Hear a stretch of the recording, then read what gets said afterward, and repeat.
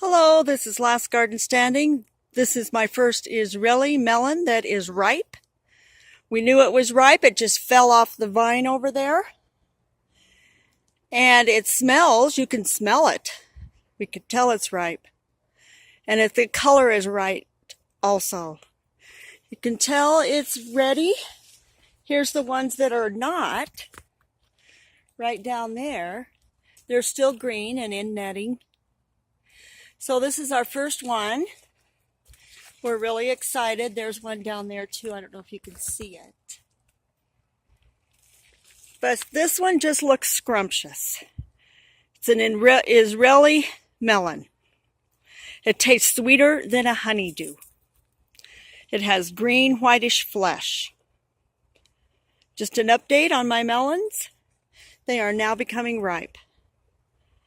This is Last Garden Standing. Like, share, and subscribe. If you have any questions, just go to my email, and I will give that in the description. Thank you.